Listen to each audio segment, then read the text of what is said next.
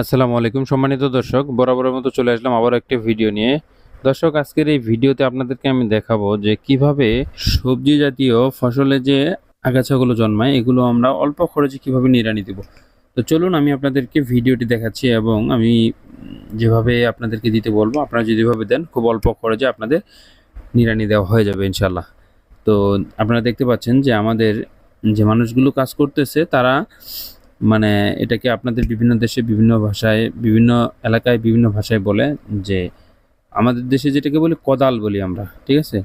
তো এই কোদাল দিয়ে আপনারা যদি দুই সাইডে এভাবে চেঁচে নেন, বনটাকে চেঁচে নিয়ে মাঝখানে দেন, একসময় দেখবেন মাঝখানের বনটা মরে যাবে, এই আগাছাগুলো মরে যাবে। মরে যাওয়ার পরে তারপর আপনারা এই নাঙ্গল দিয়ে আপনারা যদি মাঝ এই পাশে একটা গাছের সাইডে একটা নাঙ্গল টেনে দিয়ে আবার সার দিয়ে দিলেন, দেওয়ার পরে আবার এই মাটিটাকে আপনারা সুন্দর করে বিছাই দিতে পারবেন।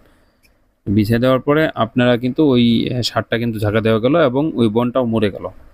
তো আপনারা যদি এইভাবে আপনার জমিটা নিড়ানি দেন, খুব অল্প খরচে খুব কম সময়ের ভিতরে আপনারা নিড়ানি দিয়ে কমপ্লিট করতে পারবেন। আর আপনারা যদি বসে বসে নিড়ানি দেন বা বিভিন্ন ধরনের আরও অনেক আছে, যন্ত্রপাতি আছে যেগুলো দিয়ে আপনারা নিড়ানি দিলে অনেক সময় লেগে যাবে এবং অনেক টাকা খরচ হবে।